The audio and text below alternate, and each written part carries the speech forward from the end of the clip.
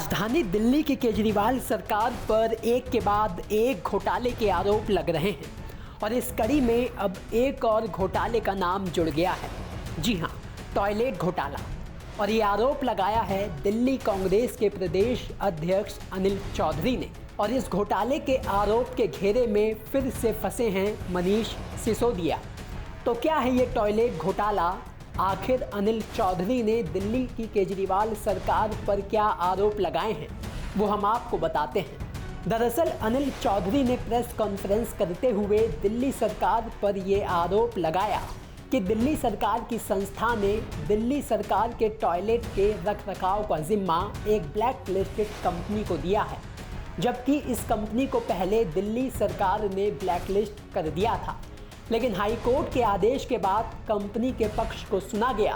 फिर उसी कंपनी को दिल्ली सरकार ने वापस से गलत तरीके से टेंडर देने का काम किया, जिसमें बहुत बड़ा घोटाला हुआ है।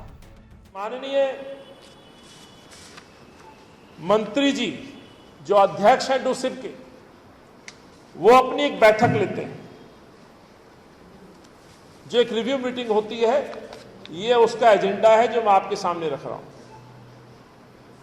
ये मीटिंग होती है, 31वीं बैठक होती है और 5/8/2022 को,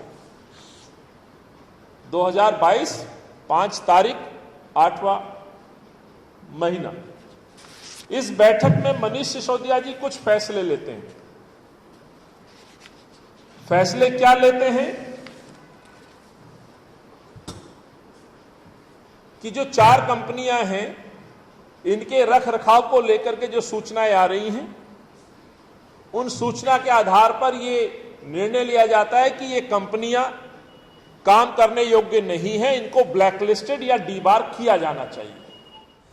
इसके अलावा अनिल चौधरी ने यह भी कहा कि जो लोग पहले से दिल्ली सरकार के टॉयलेट का रखरखाव कर रहे थे, उन लोगों का ठेका 2 साल तक का तय था, लेकिन 6 महीने के अंदर ही इन लोगों को बिना किसी वजह के अब बाहर का रास्ता दिखा दिया गया है, जिस वजह से ये लोग बेरोजगारी के कगार पर खड़े हैं। जब कोई आदमी बदनाम होगा, ब्लैक लिस्टेड होगा, तो अपने बचाने के लिए कुछ ना कुछ एफर्ट्स करेगा। उन 4 कंपनियों में एक कंपनी है जिसका नाम है Sainath service private limited company. ये वो कंपनी है जिसके डायरेक्टर जाकर के सरकार के दरबार में हाजिर हो जाते हैं और सरकार से अपनी राहत मांगने के लिए जाते हैं, लेकिन सरकार से तो उनको और बड़ा इनाम मिल जाता है कि आप छोड़िए 2 जोन, आप पूरी दिल्ली का टेंडर ले लीजिए। और यहां साजिश का खेल शुरू होता है, भ्रष्टाचार यहां से शुरू होता है। उस कंपनी को किस तरह से अधिकारियों के साथ बैठ के चर्चा करा के एक रास्ता निकाला जाता है कि आप हाई कोर्ट जाइए, हाई कोर्ट से रिलीफ लाइए, और वो व्यक्ति करता भी यही है।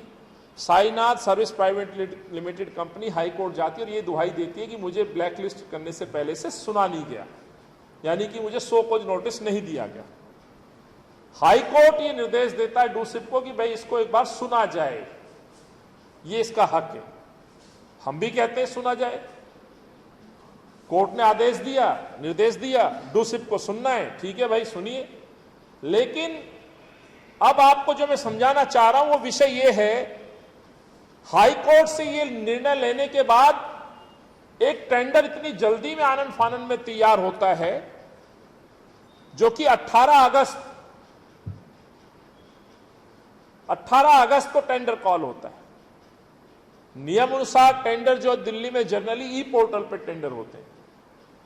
तो पहली साजिश, आप क्लियरेंस लेके आओ। ये अरविंद का पुराना फॉर्मूला है, भ्रष्टाचार का नया मॉडल है। कोर्ट से थोड़ी राहत लो और हम आपको फिर उसमें पूरा सर्टिफिकेट दे देंगे। बता दें कि इस पूरे मामले की 60 पन्नों की शिकायत कांग्रेस ने दिल्ली के उपराज्यपाल अनिल बैजल से की है। साथ ही दिल्ली के मुख्यमंत्री अरविंद केजरीवाल के इस्तीफे की मांग भी की है। हालांकि कांग्रेस के इस आरोप को लेकर अभी तक आम आदमी पार्टी की तरफ से कोई जवाब नहीं आया है। तो कुल मिलाकर दिल्ली में शराब घोटाला, क्लासरूम घोटाला, डीटीसी बस घोटाले के बाद अब टॉयलेट घोटाले को लेकर घमासान देखने को मिल सकता है। दिल्ली से भरत चौहान की रिपोर्ट, दिल्ली तक।